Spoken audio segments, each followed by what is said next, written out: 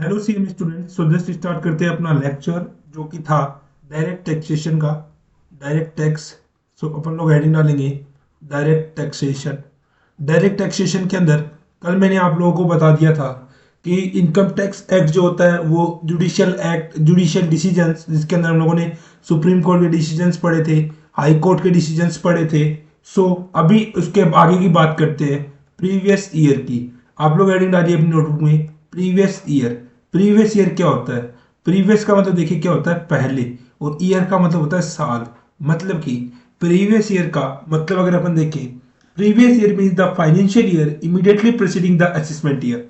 So the financial year immediately preceding the financial year, the financial year immediately immediately immediately preceding the immediately preceding the immediately preceding the immediately preceding the assessment year, immediately preceding the assessment year।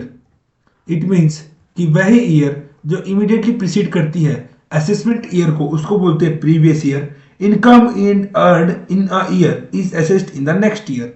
मतलब कि जो income जैसे अभी चल रहा है, जब अपना फाइनेंशियल ईयर 2020 टू 2021, ये क्या है अपना, ये है अपना प्रीवियस ईयर। इस ईयर के अंदर क्या होगा, इनकम अर्न होगी। इस ईयर के अंदर क्या होगा, इनकम अर्न होगी। तो इसका असेसमेंट ईयर जो होगा वो होगा 2021 टू 2022। ये जो आपका होगा, ये आपका होगा असेसमेंट ईयर। ये आपका क्या होगा, ये आपका होगा assessment year. So the year in which income is earn is known as previous year. तो इसके अंदर क्या हुआ, इसके अंदर आपकी इनकम अर्न हुई।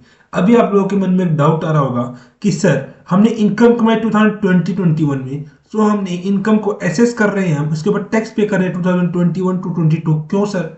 सो ऐसा इसलिए है क्योंकि अगर जैसे कि मान लीजिए अपने यहाँ पे पता आपको ईयर जो है फाइनेंशियल ईयर वो स्टार्ट होती है 1 अप्रैल और जो एंड होती है 31 मार्च। सो 31 मार्च को अगर आपके पास, अभी देखिए ये कौन सा होगा, ये होगा 2020, ये होगा 2021। असेसमेंट कब होगा इसका? असेसमेंट इसका होगा, टैक्स जो आप इसके ऊपर पे करोगे वो आप इसको पे करोगे 1 अप्रैल 2021। आप इसके अंदर पे कब करोगे टैक्स, ये आप अब क्या करोगे, आप इस डेट को आप क्या करोगे, टैक्स पे करोगे। मतलब हो सकता है कि आपको, अगर हम 31 मार्च 2021 को ही आपसे टैक्स ले ले और 31 मार्च, ये पॉसिबल है, देखिए 31 मार्च 2021 को रात 11:59 पे 11:59 पे आपको हो जाए एक बहुत ही बढ़िया इनकम, आपको मिल जाए कुछ भी। जैसे मान लीजिए आपका जैकपॉट लग जाए, आपको लॉटरी मिल जाए और वो मिल जाए आपको 50 लाख रुपीस की, 50 लाख रुपीस। तो आप समझ रहे हो इनकम टैक्स को कितना बड़ा लॉस हो जाएगा। अभी जब आपकी, अभी आप लोग क्या करोगे, अगर ऐसा हुआ तो आप क्या करोगे, आप इस साल इस इनकम को आप लोग छुपा लोगे, इसके ऊपर नो टैक्स, आप कोई भी टैक्स पे नहीं करोगे। क्योंकि जब अगले साल हम आपके पास आएंगे, इनकम टैक्स अथॉरिटीज आपके पास आएंगी, तो आप क्या बोलोगे, आप बोलोगे सर 1 अप्रैल 2021 से लेके 31 मार्च 2022 तक का टैक्स आप मुझसे ले सकते हो, लेकिन ये टैक्स जो है ये 31 मार्च 2021 का है, जो कि मैं ऑलरेडी दे चुका हूं। ओके, बात आशा करता हूं आप सब समझ गए होंगे। एक इसके अंदर क्या हो सकता है कि प्रीवियस ईयर है वो लेस देन 21 मंथ्स भी हो सकती है। Previous year is equal to can be less than, can be less than 12 months. ये लेस देन 12 मंथ्स हो सकती है। It is mandatory for all assessee to follow financial year from 1 April to 31 March as previous year for income tax purpose। मैंने आपको बता दिया। The first previous year may be a period of less than 12 months, but in any case it cannot exceed a period of 12 months। ये 12 month से कम तो हो सकती है, but cannot exceed। तो मैं इसको अलग पेन से लिख देता हूँ, but cannot exceed the period of 12 months। It cannot be exceed the period of 12 months। Okay, previous year में सिर्फ इतना सा ही था जो आप लोगों को ध्यान में रखना है। अभी बात करते हैं प्रीवियस ईयर जो था, ये था सेक्शन, इसका प्रीवियस ईयर की अगर मैं सेक्शन की बात करूं तो ये आता है सेक्शन, यहां पे लिख देता हूं मैं सेक्शन टू, सेक्शन थर्ड में जो आपका प्रीवियस ईयर आता है। अभी अपन बात करेंगे असेसमेंट ईयर की, अभी अपन बात करेंगे असेसमेंट ईयर की।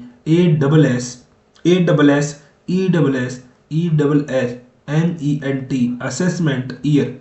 असेसमेंट ईयर जो है ये आता है सेक्शन 2 सबसेक्शन 9। ये आता है सेक्शन 2 सबसेक्शन 9। ओके, ये आप लोग हेडिंग डालिए अपने नोट्स में, assessment year section 2 subsection 9। Assessment year क्या होता है? देखिए, इसके अंदर दो केसेस होते हैं, एक तो होता है प्रीवियस ईयर, एक होता है असेसमेंट ईयर। मैंने अभी आपको बताया प्रीवियस ईयर में आप क्या करोगे, प्रीवियस ईयर में आप क्या करोगे, इनकम अर्न करोगे। असेसमेंट ईयर, देखिए मैंने स्पेलिंग रॉन्ग कर दी, ASSESSMENT, असेसमेंट ईयर, इसमें आप क्या करोगे, इसमें आप करोगे इनकम अर्न, इसमें आप क्या करोगे, इनकम अर्न करोगे, इसमें आप क्या करोगे, इनकम टैक्स पे करोगे। इस ईयर में आप क्या करोगे, इनकम टैक्स पे करोगे। मोटा मोटी आपको समझ में आ गया होगा कि जिस ईयर में आप इनकम अर्न करोगे उससे जो अगली ईयर होगी जिसके अंदर आप इनकम टैक्स पे करोगे उसको बोलेंगे assessment year. But assessment year can not be less than 12 months, less than 12 months. 12 month से कम का असेसमेंट ईयर कभी भी नहीं हो सकता। प्रीवियस ईयर हो सकता है लेकिन असेसमेंट ईयर कभी भी can not be less than 12 months, ये नहीं हो सकता। ओके, अभी देखिए assessment year the mean of 12 months commencing from the first day of April every year.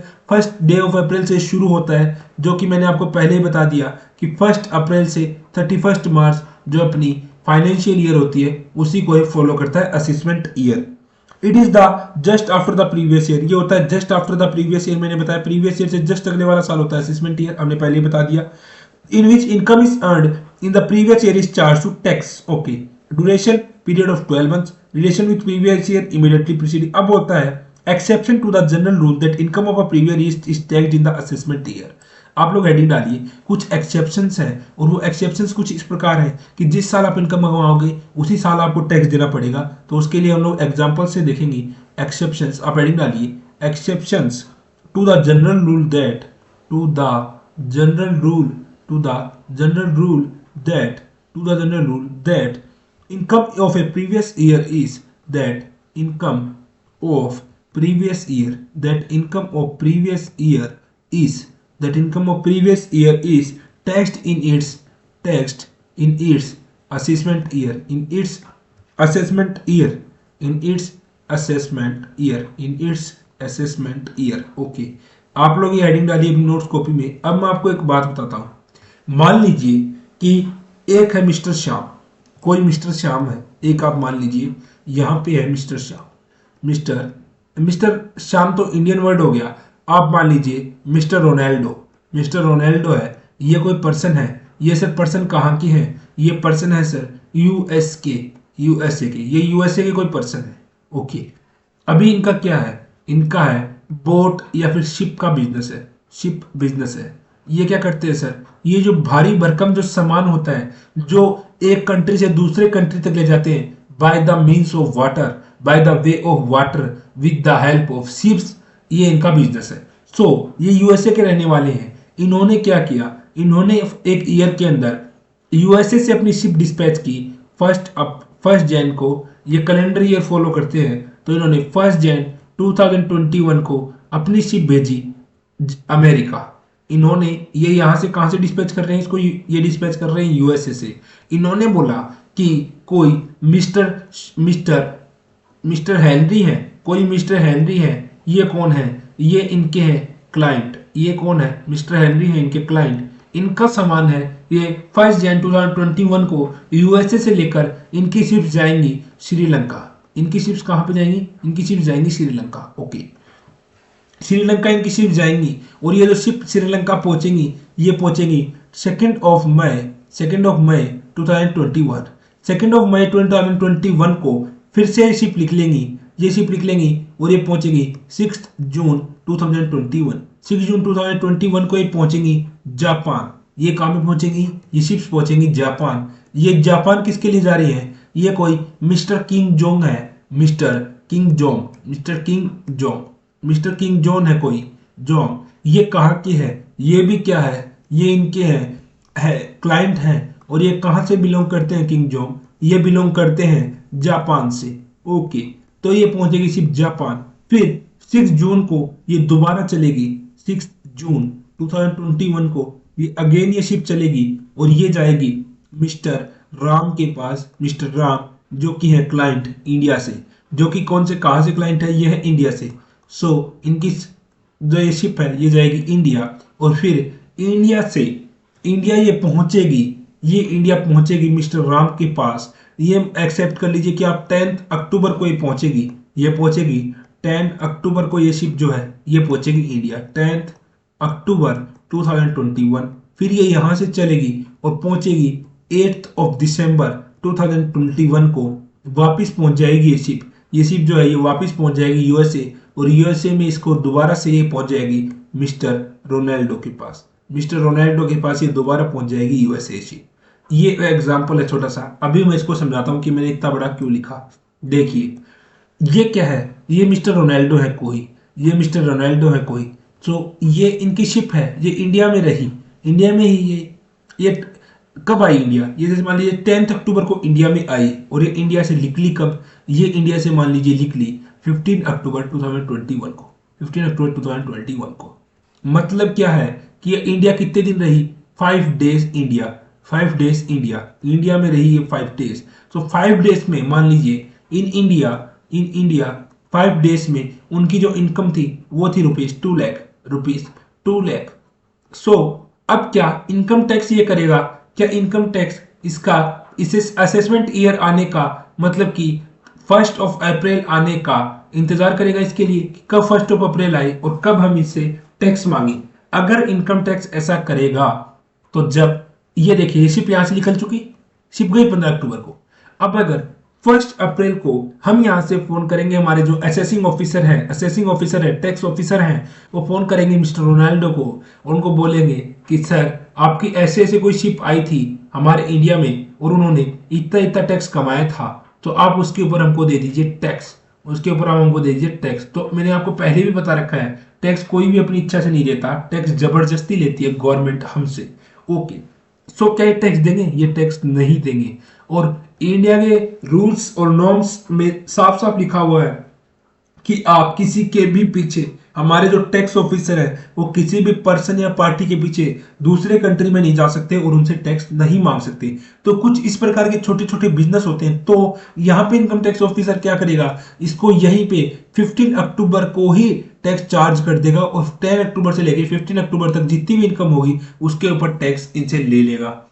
अगर दूसरा एग्जांपल देखें तो अगर मान लीजिए आपके पास कोई प्रॉपर्टी है और आप प्रॉपर्टी को सेल कर रहे हो बाहर जाने के उद्देश्य से, और अगर इनकम टैक्स ऑफिसर को लगा कि आप टैक्स चोरी करना चाहते हो, टैक्स बचा के भागना चाहते हो, तो वो आपसे सेम डे टैक्स की डिमांड कर सकता है। अगर आप वहां पे रहे तो फिर वो आपके लिए ट्रीट किया जाएगा एडवांस पेमेंट ऑफ टैक्स, वो आपके लिए माना जाएगा एडवांस पेमेंट ऑफ टैक्स। आशा करता हूं आप ये बात समझ गए होंगे। तो इसके एक्सेप्शंस क्या क्या हैं वो हम लिखेंगे। तो चलिए एक्सेप्शंस, इसके 5 एक्सेप्शंस हैं। सो नंबर 1 एक्सेप्शन की आप हेडिंग डालिए। नंबर 1 है income of a non resident SSC from shipping business.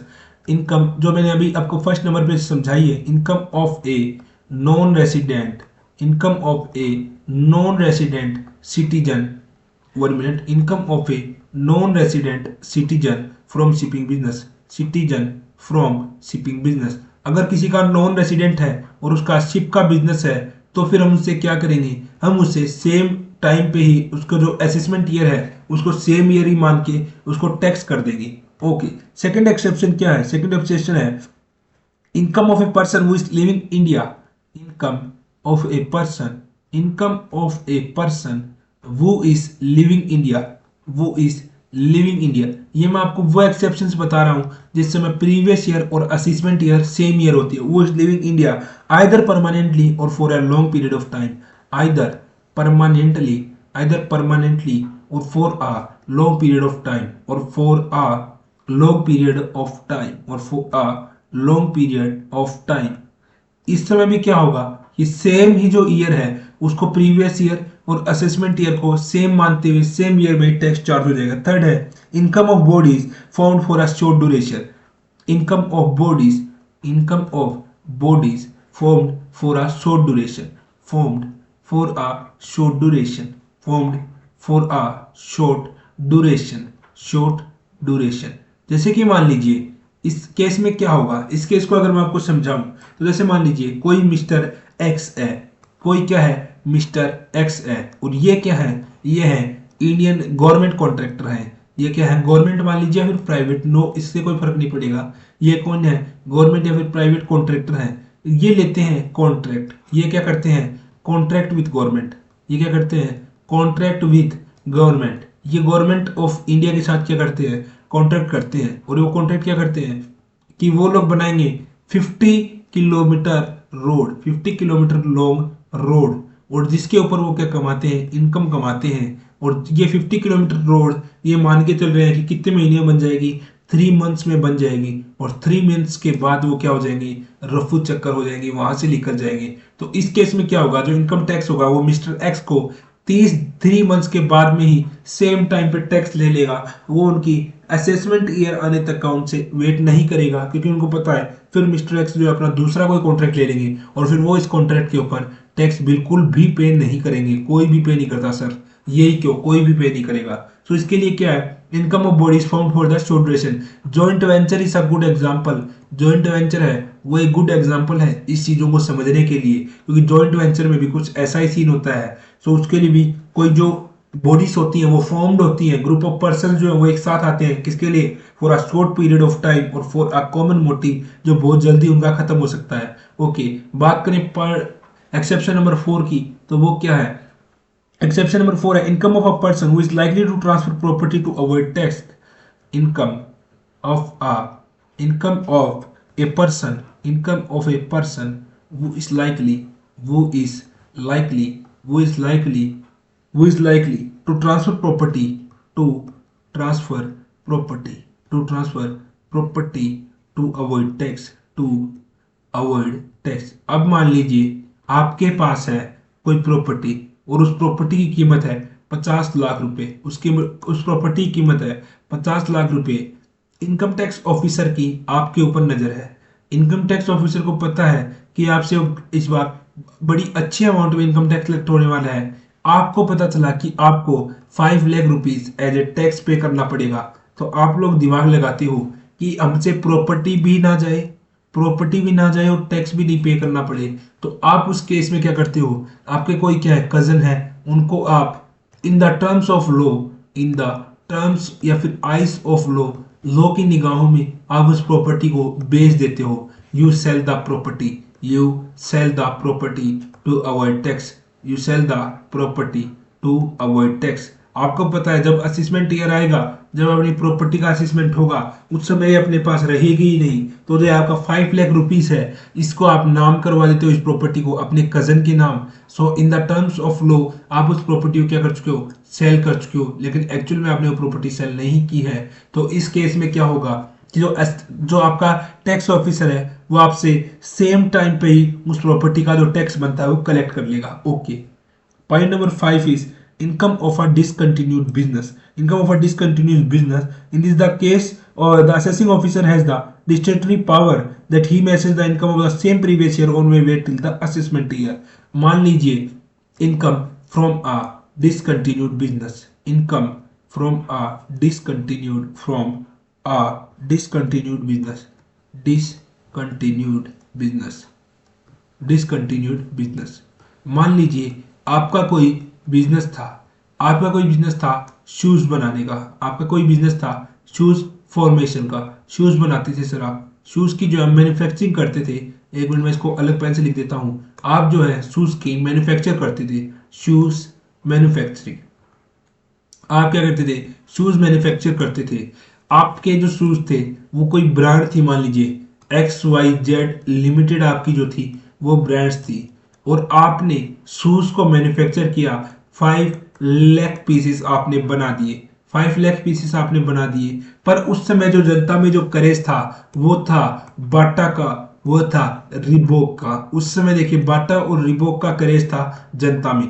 तो आपकी जो मैन्युफैक्चरिंग का जो बिजनेस था वो हो गया बिल्कुल स्टॉप, क्योंकि जो कॉस्ट थी वो दिन प्रतिदिन बढ़ती जा रही थी, कॉस्ट थी वो इंक्रीज हो रही थी, और जो सेल थी वो डिक्रीज हो रही थी। मीन्स इसने इंप्लाई किया कि जो प्रॉफिट था वो हो रहा था उस समय 0 रुपीज। तो आपने क्या किया, आपने इस बिजनेस को क्या कर दिया, डिसकंटिन्यू स्टॉप कर दिया। लेकिन फिर अचानक से क्या हुआ, इंडियन गवर्नमेंट ने अपनी मिलिट्री के लिए, जो इंडियन गवर्नमेंट मिलिट्री होती है, जो उनको शूज मिलते हैं, उस शूज से वो हो रही थी परेशान। क्वालिटी थी वो उनकी बहुत ही खराब थी, और आप जो यूज कर रहे थे अपनी मैन्युफैक्चरिंग में, वो जो क्वालिटी थी लेदर की, वो लेदर क्वालिटी आप लोग यूज कर रहे थे बहुत ही बढ़िया। और एक सर्वे हुआ जिसके अंदर आपकी जो XYZ लिमिटेड है उसके शूज को कर दिया गवर्नमेंट ने ऑथोराइज कि आपके जितने भी शूज होंगे वो हम लोग खरीदेंगे। तो इससे क्या हुआ कि जो मार्केट में जो आपके प्रोडक्ट्स की डिमांड थी वो भी बढ़ गई,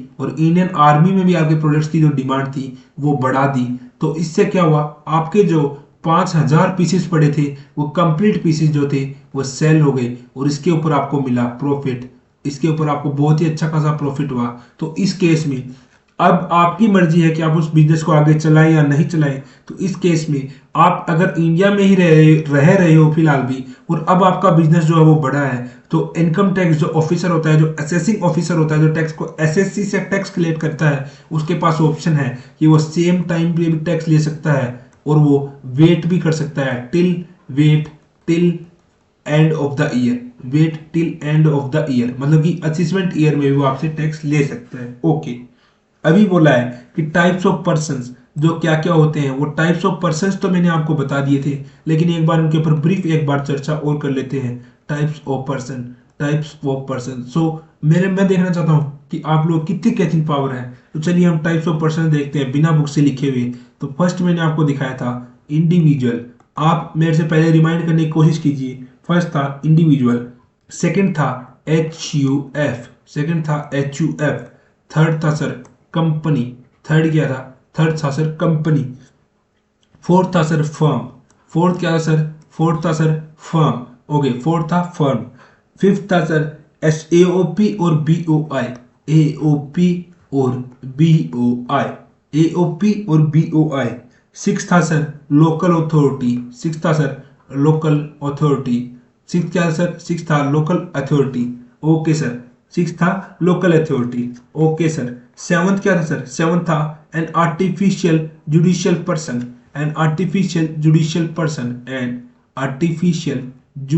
पर्सन, ये 7 सब्जेक्ट्स हमने अपनी फर्स्ट क्लास में देखे थे, जब अपनी इससे प्रीवियस क्लास थी उसके अंदर भी हमने देखे थे। सो देखिए इसके अंदर क्या है, इसके अंदर है एन इंडिविजुअल। इंडिविजुअल कौन होता है, इंडिविजुअल एक कोई भी, जैसे आप हो, मैं हूं, जैसे मान लीजिए कोई मिस्टर एक्स है, मिस्टर वाई है, अगर ये कोई भी बिजनेस करते हैं तो ये क्या है, ये आएंगे एक इंडिविजुअल कैटेगरी में, और इनको जो टैक्स होगा वो पेबल होगा एज एन इंडिविजुअल। HUF का कंसेप्ट मैंने आपको पहले भी समझाया था। HUF में क्या होता है, इसका नाम होता है हिंदू अनडिवाइडेड फैमिली। ये अब तो इतनी नहीं है, लेकिन जब कंपनी का कंसेप्ट था वो अपने इंडिया में नहीं आया था, तब HUF था, एक बहुत ही कॉमन था। तो HUF में क्या था कि जैसे मान लीजिए एक अनडिवाइडेड, एक ही फैमिली के वन फैमिली के जो डॉटर्स होती थी, अनमैरिड डॉटर्स, और जो कजन्स होते थे, कजन ब्रोदर्स, और उनकी जो वाइफ्स होती थी, कजन ब्रोदर्स, उनकी वाइफ, ग्रैंड मदर, आपके फादर, वो हिंदू कल्चर के होते थे और सिर्फ वन ही फैमिली से बिलोंग करते थे। वो एक साथ आते थे बिजनेस करने के लिए, और इनके अंदर एक और भी जो लोग थे वो शामिल होते थे, वो होते थे जैन फैमिली और सिख फैमिली, उनको बोला जाता था HUF। कंपनी क्या होती थी, कंपनी होती थी एक artificial person created by the law having its perpetual succession and having a common seal. मतलब कि कंपनी का खुद का कोई फिजिकल एक्सिस्टेंस नहीं होता था, लेकिन इसके पीछे जो हाथ होता था इसको बनाने के लिए वो होता था मैन का। हमारे जो ह्यूमन बींग्स थे वो इसको बनाते थे, और इसकी जो एक कॉमन सील होती थी उसके नीचे अपने बिजनेस को कैरी आउट करते थे। फर्म क्या होती है, फर्म होती है सर अगर किसी भी कोई भी एक कंपनी, कोई भी एक ग्रुप ऑफ पर्सन है जो एक काम करता है, लेकिन उसको एक कॉमन नेम चाहिए, तो वो उसका अपना रजिस्ट्रेशन करवा लेगा। जैसे मान लीजिए Mehta associates, RR enterprises, SK enterprises, तो इनको बोलते हैं फर्म। EOP और BOI बहुत ही एक इंपॉर्टेंट कंसेप्ट है। मान लीजिए मिस्टर राम है, मिस्टर श्याम और एक है मिस्टर अजय। ये तीनों के तीनों कर रहे हैं बिजनेस, तीनों के तीनों बिजनेस कर रहे हैं। और एक केस है जब मिस्टर राम है, मिस्टर श्याम है मिस्टर राम है, मिस्टर श्याम है, मिस्टर अजय है और इनके साथ है एक्स वाई जेड लिमिटेड। सो देखिए इसमें से डिफरेंस आपको पता चल जाएगा। इस केस में तो ये क्या है, ये है एसोसिएशन ऑफ पर्संस एओपी, और इस केस में ये क्या है, बीओआई बॉडी ऑफ इंडिविजुअल। जब किसी इंडिविजुअल के साथ कोई कंपनी या कोई इनकॉर्पोरेशन भी उनके साथ मिलके कोई बिजनेस करे तो उसको हम बोलेंगे बीओआई। और अगर कोई तीन के तीन इंडिविजुअल्स ही है, mister Ram, mister Shyam and mister Ajay, तो इनको हम बोलेंगे एओपी। ओके, आशा करता हूँ आप लोग इस चीज को समझ गए होंगे। अभी मैं लिख रहा हूँ आपके लिए कुछ एग्जाम्पल्स और उनको आपको बताना है कि ये क्या है, ये एओपी है, ये बीओआई है, ये इंडिविजुअल है, ये एचयूएफ है, या क्या है। ओके, तो सबसे पहले मैं आपके लिए लिखता हूँ। सबसे पहले नंबर 1 जो अपना एग्जाम्पल है वो अपना है दिल्ली, नहीं दिल्ली छोड़िए, Mumbai municipal corporation. Mumbai municipal corporation, Mumbai municipal corporation, Mumbai municipal corporation, Mumbai municipal corporation है। ये क्या है, सेकंड नंबर पे जो हम बात करेंगे S B I. S B I की तो आप बात ही छोड़िए, एस बी आई की भी अगर अपन बात नहीं करें, अगर हम बात कर ले कॉरपोरेशन बैंक लिमिटेड की, corporation bank limited, corporation bank limited की अगर अपन बात करें तो आप बताइए क्या है। थर्ड नंबर अपन बात करें, अगर हम बात करें मिस्टर करीना, मिसिस करीना, आप मान लीजिए मिस्टर अजय अजय कुमार की, मिस्टर अजय कुमार, मिस्टर अजय कुमार की अगर अपन बात करें तो ये क्या है। फोर्थ नंबर अगर अपन बात करें mister Ajay Kumar corporation limited की, mister Ajay corporation limited, mister Ajay corporation limited ये अपन बात करें तो ये क्या है, ये आपको बताना है। फिफ्थ नंबर पे अगर अपन बात करें, फिफ्थ नंबर पे अगर अपन बात करें a joint family of X, a joint family of X, mister X, Mrs X and their two daughters and their two unmarried daughters and their two unmarried daughters. अगर अपन इसकी बात करें तो इस केस में आपको बताना है कि इस केस में क्या होगा, a joint family of mister X, Mrs X and their two unmarried daughters. Okay, इसके बाद में अगर अपन बात करें सोल प्रोप्राइटरशिप बिजनेस की, अगर अपन बात करें सोल प्रोप्राइटर बिजनेसशिप की, तो ये देखिए अभी मेरी स्पेलिंग जो थी रॉन्ग हो गई थी थोड़ी, अभी मैं इसको दोबारा लिखता हूँ। P R O P R O P R O P P R O P R I E T O R S H I P, sole proprietorship business की। सो इस केस में क्या होगा। और एक अगर हम बात करें पार्टनरशिप बिजनेस की तो इस केस में ये क्या होगा। तो इसमें आपको बताना है नेम ऑफ सब्जेक्ट, ये आपकी प्रैक्टिस भी हो जाएगी साथ साथ में क्लास में ही थोड़ी। तो देखिए अगर मैं बात करूं मुंबई म्युनिसिपल कॉरपोरेशन की तो ये क्या है, ये मैंने आपको बताया एक आता है अंडर लोकल अथॉरिटी। ये क्या है, ये है लोकल अथॉरिटी, ये लोकल अथॉरिटी है क्योंकि ये लोकल गवर्नमेंट के द्वारा रन की जाती है। तो ये है local authority. Corporation bank limited की अगर मैं बात करूं, अगर मैं बात करूं आपसे कॉरपोरेशन बैंक लिमिटेड की, तो देखिए मैंने अभी आपको बताया ये क्या होते हैं, इंडिविजुअल होते हैं, एचयूएफ होते हैं, कंपनी होते हैं, फर्म होते हैं, एओपी या फिर बीओआई। तो ये आ जाएगा अंडर कंपनी ही आएगा ये, क्योंकि इसका क्या लिखा है लिमिटेड लग गया। सो ये किसके अंडर में माना जाएगा, ये माना जाएगा कंपनी के अंडर में। मिस्टर अजय कुमार, आपको नाम से ही पता चल रहा है ये कौन है, ये है individual. Mister Ajay Kumar Ajay corporation limited, ये क्या है, कंपनी है। A joint family of mister X, Mrs X and their two unmarried daughters, ये क्या है, ये sir HUF, Hindu undivided family. Sole proprietorship business है, ये क्या है सर, ये है एक इंडिविजुअल मान लीजिए आप इसको, मान लीजिए इसको आप इंडिविजुअल भी मान सकते हैं या फिर इसको आप अकेला जो बिजनेस करता है वो एक मान सकते हैं आप इसको प्रोप्राइटरशिप इसको आप मान सकते हैं। सोल प्रोप्राइटरशिप का जो बिजनेस है तो इसको आप प्रोप्राइटरशिप भी मान सकते हैं।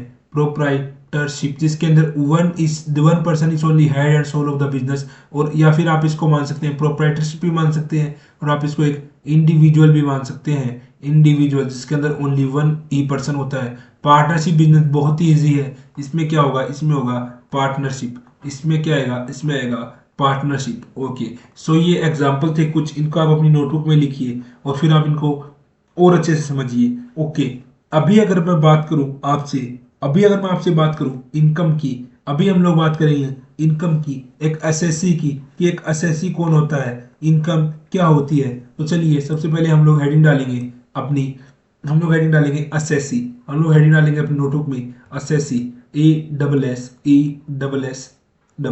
एक एसएससी कौन होता है। सो एसएससी, इसकी हम हेडिंग डालेंगे और इसमें लिखेंगे the person who earns taxable income, who earns taxable income, who earns taxable income and pays the tax, and pays the tax on the taxable income, on the taxable income, on the taxable income to the government, to the government is termed as, is termed as SSC, SN assessee, assessee.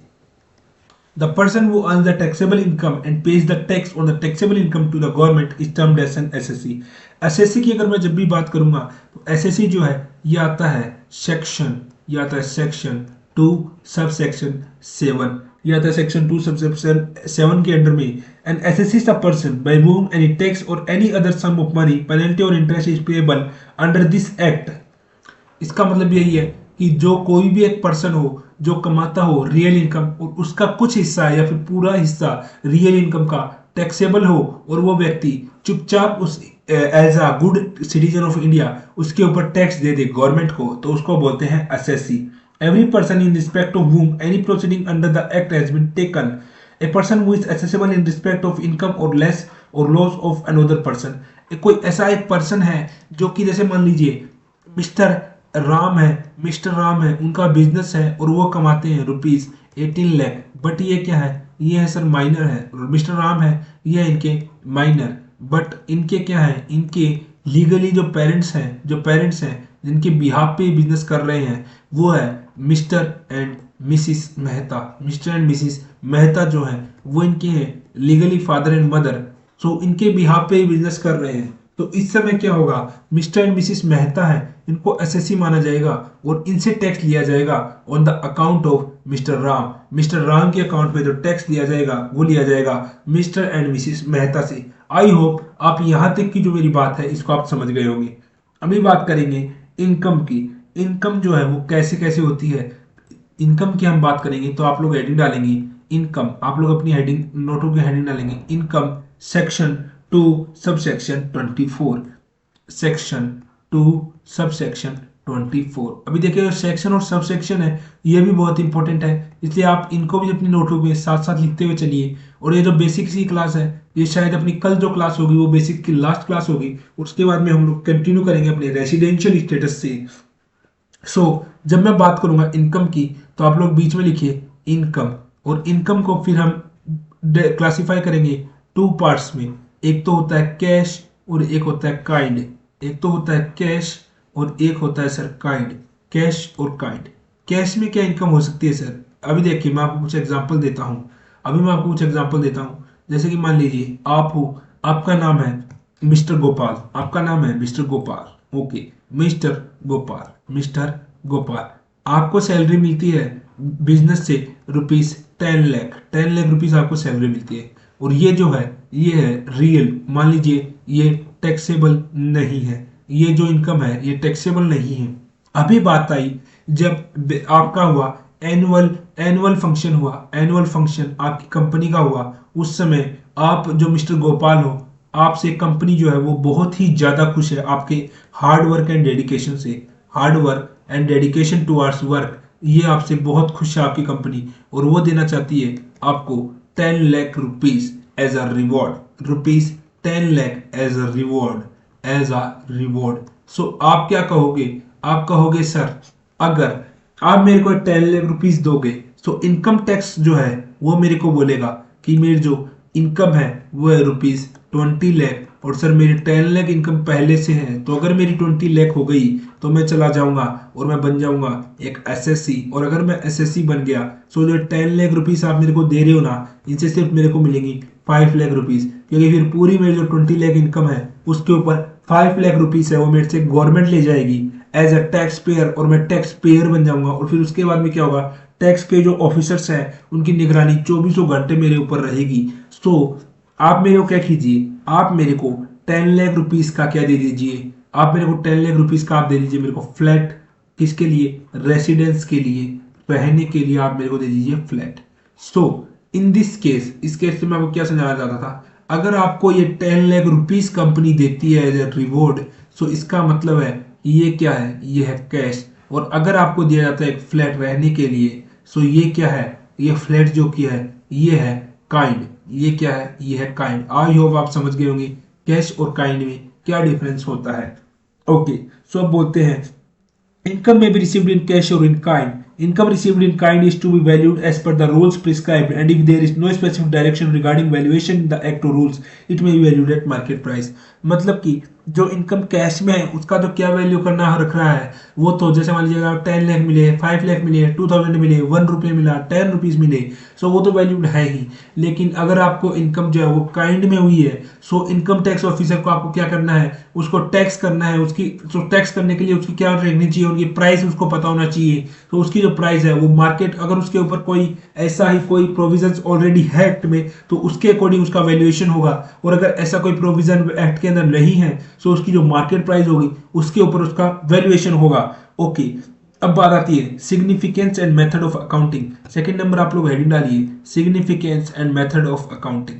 Significance, significance and method of accounting, and method of accounting, significance and method of accounting. Okay, इसका क्या मतलब है, इसका मतलब है method of accounting is irrelevant in case of income under the head salaries, income from house property and capital gains, method of profit and gains of business of professions and income from other sources other than dividend. Income shall be taxable on cash और accrual basis as per the method of accountancy regularly followed by SSC. इसका मतलब आप लोग नहीं समझ पाए होंगे, तो इसका मतलब है हमारी जो इनकम्स होती है वो होती है income from salaries, income from head salaries, income from head salaries, income from head salaries, income from house property, income from house property, income from house property, ये कुछ होती हैं income from house property, income from other sources, income from other sources, income from other sources, income from house property, income from capital gains, income from capital gains, ये भी एक होता है जो होता है इनकम फ्रॉम कैपिटल गेन्स। इसको भी क्या मानते हैं, एक मानते क्या, ये भी क्या है, एक इनकम ही है, इनकम फ्रॉम कैपिटल गेन्स। सो इसके लिए आपको पता होना चाहिए, इसके लिए क्या है, अलग अलग अकाउंटिंग मेथड्स हैं इनकी वैल्यूएशन करने के लिए। सो अगर आप एक ही मेथड से इनकी वैल्यूएशन करोगे, सेम मेथड, सो इनकी वैल्यूएशन क्या है, वो करेक्ट नहीं होगी। सो इसके लिए बेटर करता है कि आप कौन सा मेथड ऑफ अकाउंटिंग वो यूज करते हो, और वो जो मेथड ऑफ अकाउंटिंग है वो हर केस में अपनी एक अलग ही सिग्निफिकेंस, अपनी एक अलग ही इंपॉर्टेंस रखता है। तो ये भी इंपॉर्टेंट है कि आप कौन सा मेथड है उसको यूज करते हो। थर्ड नंबर जो अपन बात करेंगे वो अपन बात करेंगे नेशनल इनकम की। नंबर थर्ड अपन बात करेंगे नेशनल इनकम की, national income. Okay, so national income क्या होती है, नेशनल इनकम के a person can not make profit out of transaction with himself, hence goods transferred from one department to another department at a profit shall not be treated as a income of the business. Okay, मतलब कि अभी जैसे मान लीजिए आप हो mister Ram, आपके पास है कोई कार, कार का जो कैश जो प्राइस है वो है 10, मान लीजिए 1 लाख रुपीज, 1 लाख रुपीज जो है उस कार का प्राइस है। उस कार का प्राइस मान लीजिए 5 लाख है, 1 लाख नहीं, आप मानिए कि उसका कार का जो प्राइस है वो है 5 लाख रुपीज। आपके पास है बलेनो, आपके पास एक बलेनो कार है और उसका प्राइस है 5 लाख रुपीज। सो आप क्या करते हो, आप अपने ट्रांजेक्शन्स को बढ़ाने के लिए आपको चाहिए एक लोन, आपको चाहिए लोन। सो लोन के लिए आपसे को बैंक मांगता है ITR, इनकम टैक्स रिटर्न। सो आप दिखाते हो एक ट्रांजेक्शन परचेज की, और आप करते हो राम आप खुद से क्या करते हो, इसकी परचेज करते हो, और खुद से इसकी क्या करते हो, सेल करते हो। परचेज और सेल, आपने बुक्स ऑफ अकाउंट्स में एक एंट्री पास कर दी खुद के ही नाम से, मिस्टर राम के ही नाम से। आपने क्या कर दी, कार जो थी उसको खरीद लिया एक बार, और एक बार उसको बेच दिया रुपीज 5 लाख में ही।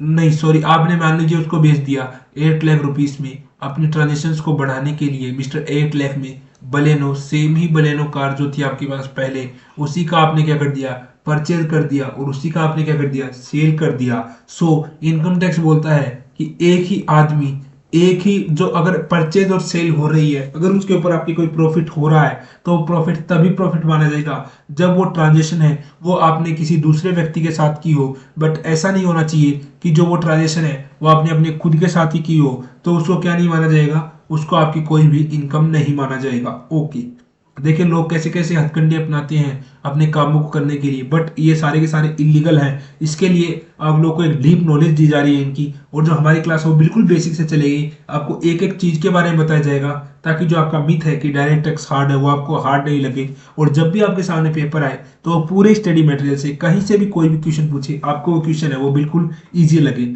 अब बात आती है, आपने पढ़ लिया नेशनल इनकम, अब बात आती है सोर्स ऑफ इनकम की। Source of income, source of income, अभी जो मैं पॉइंट डाल रहा हूं ये अपने 12 पॉइंट्स हैं। इनकी बात करने के बाद में हम आज के वीडियो को एंड करेंगे और फिर उसके बाद में सिर्फ एक लेक्चर का वीडियो, बेसिक्स के लेक्चर का वीडियो और चलेगा, और उसके बाद में जो अपना बेसिक्स का जो लेक्चर है ये बिल्कुल खत्म हो जाएगा। ओके, सो अभी अपन बात कर रहे थे सोर्स ऑफ इनकम की। इनकम में भी एक टेम्परेरी सोर्स और एक परमानेंट सोर्स, मतलब कि इनकम टैक्स एक्ट जो बोलता है वो बोलता है कि इसका जो सोर्स है वो टेम्परेरी भी हो सकता है और वो परमानेंट भी हो सकता है। सिर्फ इसमें आपको इतनी सी बात ध्यान में रखनी है कि वो सोर्स है वो टेम्परेरी भी हो सकता है और वो परमानेंट भी हो सकता है, नो मैटर कि वो सोर्स कैसा है। अगर कोई सोर्स ऑफ इनकम है तो वो क्या होगा, वो टैक्सेबल होगा। एक होता है कैपिटल, फिफ्थ नंबर पॉइंट है capital versus revenue receipt.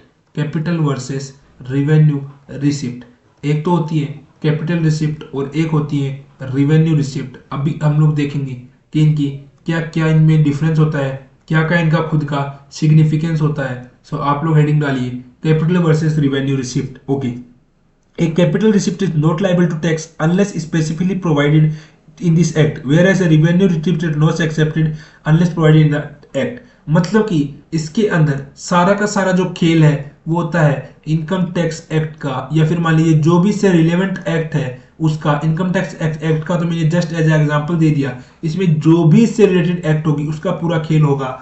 Capital जो रिसिप्ट है वो कभी भी उसके ऊपर क्या नहीं लगता, no tax till justified in the tax, till justified in the, till told in the act, till told और justified in the act। लेकिन जो रिवेन्यू रिसिप्ट है उसके ऊपर एवरी टाइम टैक्स लगता है, till every time tax, no exemption, no exemption, no exemption. ये जो इनकम है ये एग्जेप्टेड नहीं होती टिल इसके ऊपर कोई साफ चीज से टैक्स के बारे में लिखा हो कि ये वाली अगर रिवेन्यू रिसिप्ट है तो उसके ऊपर टैक्स नहीं पे करना, तब तो सही है, वरना उसके ऊपर क्या लगेगा, टैक्स लगेगा ही लगेगा। ओके, अब देखिए 6 नंबर पॉइंट जो मैं आपको बताने वाला हूं वो पॉइंट है लॉस का। लॉस तो मींस आपको पता है कि इनकम का हर बार पॉजिटिव नहीं होती। अगर आपके पास पॉजिटिव इनकम है तो इसका मतलब क्या है, इसका मतलब है कि आपको क्या होगा, प्रॉफिट होगा। बट अगर आपके पास नेगेटिव इनकम है, सो नेगेटिव इनकम का मतलब क्या है, नेगेटिव इनकम का मतलब है कि आपको क्या होगा, आपको होगा loss. Okay, means always business is the game of risk, ये भी बोला जाता है कि business is the game of risk. तो इसका मतलब यही है कि बिजनेस में आपको प्रॉफिट भी हो सकता है या तो आपको लॉस भी हो सकता है। ओके, 6 अपने पूरे बिल्कुल कंप्लीट हो चुके हैं, टोटल है 12 पॉइंट्स, तो जल्दी जल्दी जल्दी इनको कंप्लीट करते हैं। 7 नंबर जो पॉइंट है जो मैंने आपको समझाना है वो मेरे को आपको समझाना है डिस्प्यूटेड इनकम का। Disputed income, disputed income. Okay, disputed income का मतलब क्या होता है, चलिए समझते हैं। Disputed in case of dispute regarding the title of the income, assessment of income cannot be withheld as such income normally be taxed in the heads of the recipient। मतलब कि अगर मान लीजिए कोई इनकम है वो डिस्प्यूटेड है, मतलब आप उसका पता नहीं लगा पा रहे हो कि ये किस हेड के अंडर है, किस हेड के अंडर है। सो उस टैक्स पे, उस इनकम पे टैक्स तब तक नहीं लगेगा जब तक कि हेड इज डिसाइडेड, जब तक कि हेड इज डिसाइडेड, जब तक कि उसका प्रॉपर हेड डिसाइडेड नहीं हुआ तब तक उस इनकम के ऊपर टैक्स नहीं लगेगा। और जब उस इनकम का, जैसे मान लीजिए इनके अलग अलग होते हैं हेड, मैंने आपको पहले ही बताया, income from house property, income from child, income from other sources, ये हेड है। जैसे कि मान लीजिए अगर इनकम फ्रॉम हाउस प्रॉपर्टी है तो हो सकता है कि उसके अंदर कोई इनकम को एग्जेम्पशन मिला हो, और हो सकता है कि उसके अंदर कोई इनकम ऐसी हो जिसके ऊपर बहुत ही ज्यादा टैक्स हो। सो उसके लिए जरूरी है कि उसका हेड का आपको पता होना चाहिए कि कौन से हेड के नीचे आती है। ओके, पॉइंट नंबर 8 है लंप सम रिसिप्ट। लंप सम रिसिप्ट हम नहीं बोल देते कि लंप सम इतना अमाउंट है। तो चलिए समझते हैं कि लंप सम रिसिप्ट का क्या मतलब होता है। सो लंप सम रिसिप्ट की अब जब भी बात करेंगे तो आप पढ़ेंगे there is no difference between income received in lump sum और इन इंस्टॉलमेंट। इसका मतलब सिर्फ आपको यह समझना है कि लंप सम है उसी का दूसरा नाम क्या होता है, इंस्टॉलमेंट। उसी का दूसरा नाम होता है सर इंस्टॉलमेंट। तो मतलब कि देयर इज नो डिफरेंस, कोई भी डिफरेंस नहीं है, no difference between the amount received in the lump sum receipt और रिसीव्ड इन द इंस्टॉलमेंट। मतलब लमसम को क्या बोलते हैं आप समझ सकते हैं, इसको इंस्टॉलमेंट बोलते हैं। पॉइंट नंबर 9 की जब हम बात करेंगे तो ये आएगा रीइंबर्समेंट।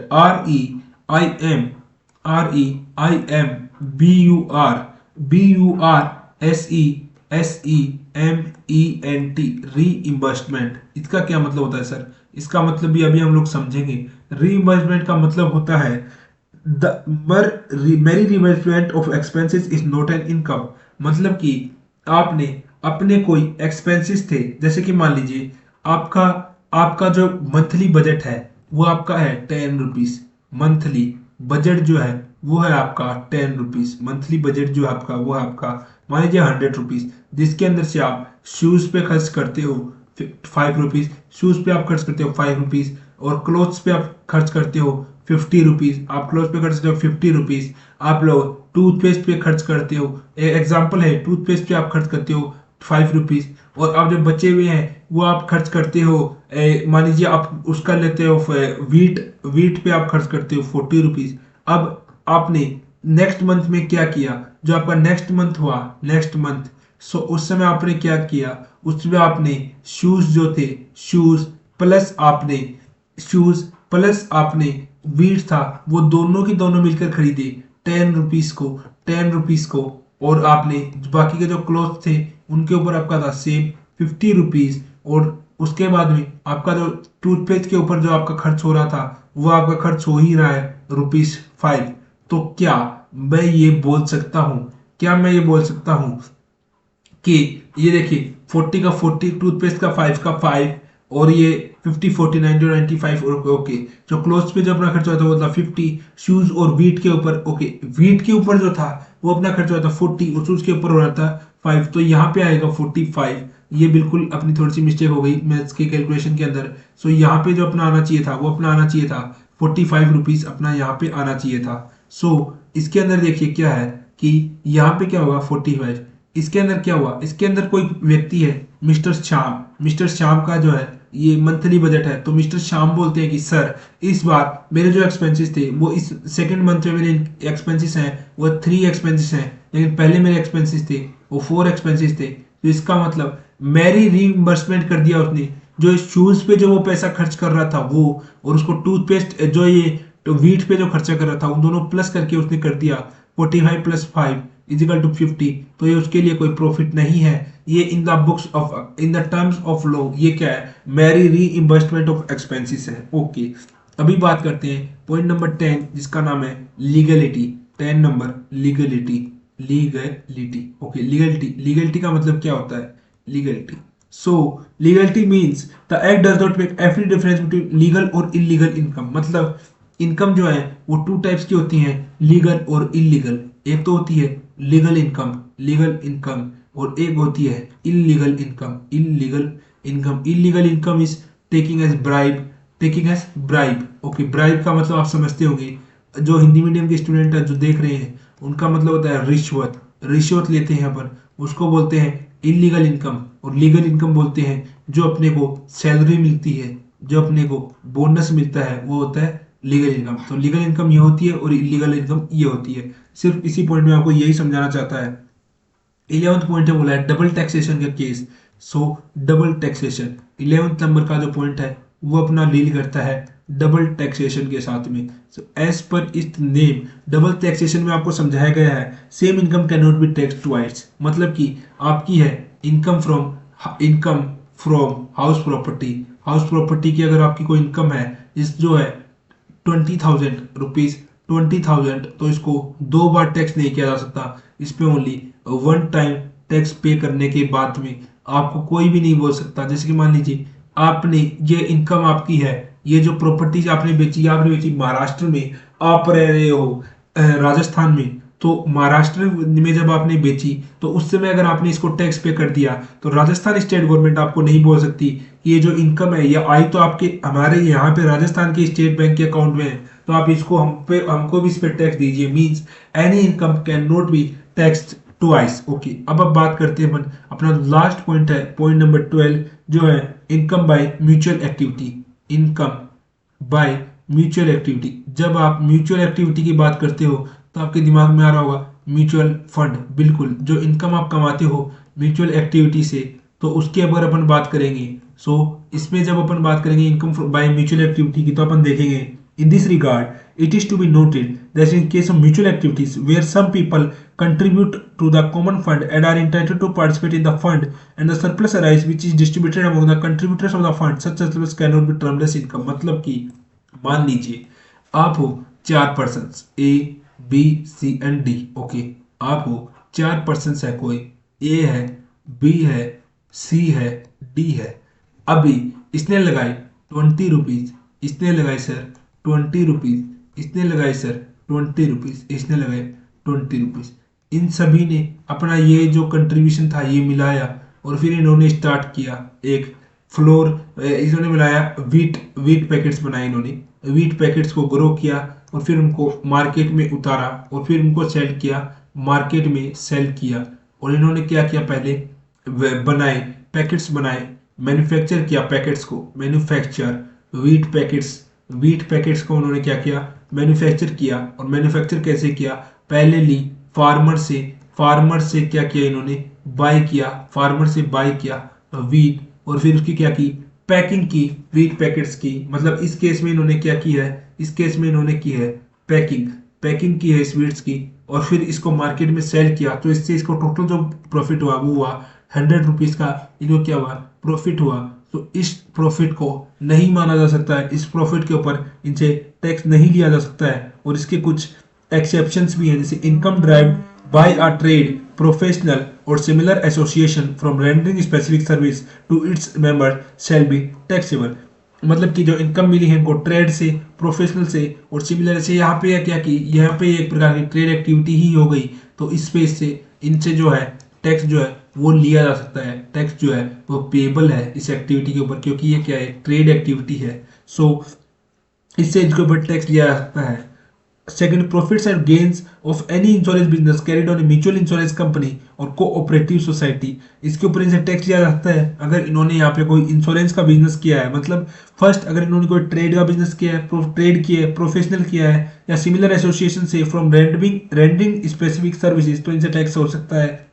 प्रॉफिट और गेन्स बाय एनी जो इंश्योरेंस बिजनेस अगर इन्होंने कैरी ऑन किया तो इनसे टैक्स लिया सकता है। Profit and gains of any business of banking including providing credit facilities carried on by cooperative society with its member, अगर ये कोई बैंकिंग एक्टिविटी है जिसके अंदर इन्होंने क्या किया है, क्रेडिट प्रोवाइड किया है, इंक्लूडिंग कोऑपरेटिव सोसाइटीज जो होती हैं वो प्रोवाइड करती हैं, कोऑपरेटिव सोसाइटीज जो क्रेडिट प्रोवाइड करती हैं, सो उस केस में भी ये क्या है, ये टैक्सेबल है, ये बिल्कुल टैक्सेबल है। सो आज का जो हमारा जो लेक्चर था वो हम लोग यहीं पे एंड करेंगे। आज के लेक्चर में जो भी चीजें हमने सीखी उनमें से अगर आपको कुछ भी चीज पे डाउट हो तो आप हमें कमेंट सेक्शन में पूछ सकते हैं, या तो हमारे जो हमारा ऑफिशियल टेलीग्राम चैनल है CMA अड्डा, उसके ऊपर आप हमको पूछ सकते हैं, उसको ज्वाइन कर सकते हैं। उसकी जो ज्वाइन करने की जो लिंक है वो आपको इस वीडियो के डिस्क्रिप्शन में मिल जाएगी। और उसको अभी आपके लिए देखिए हम लोग प्रोवाइड करवा रहे हैं आपको फ्री क्लासेस।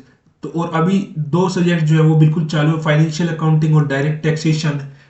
तो आपके लिए क्या बनता है काम, आपके लिए काम बनता है कि अभी हमारे जो हमने बोला था कि CMA इंटर ग्रुप फर्स्ट की हम फ्री क्लासेस प्रोवाइड करवाएंगे, तो हम लोगों ने जो डायरेक्ट टैक्स और फाइनेंशियल अकाउंटिंग क्लासेस चालू कर दी हैं जल्दी, मीन्स कि अगले वीक में ही अपनी चालू हो जाएंगी। कॉस्ट अकाउंटिंग की जो क्लासेस हैं वो भी अपनी चालू हो जाएंगी। कॉस्ट अकाउंटिंग के बाद जो अपनी लॉ एंड एथिक्स की क्लासेस है वो भी बिल्कुल चालू हो जाएंगी। और जून 2022 टर्म तक हम दे देंगे 100% syllabus coverage with 100% marks cover करवा देंगे। तो इसके लिए आप हमको क्या कीजिए, आप हमारी जो वीडियोस हैं इनको आप शेयर कीजिए, लाइक कीजिए, आप इनके ऊपर क्या कीजिए, शेयर कीजिए करे, इसके ऊपर कोई कंजूसी मत कीजिए करे, क्योंकि इससे क्या होता है कि हमको मोटिवेशन मिलता है। Share our videos, like and subscribe. Subscribe तो आप कर देते हो, but also do not forget to press the bell notification icon, so that जो भी नया वीडियो अपलोड हो उसकी सबसे पहले नोटिफिकेशन आपको मिल जाए। टिल दैट अगर कोई भी दिक्कत है तो मैंने आपको बता दिया, comment section and Telegram channel. Till that enjoy, thank you, okay.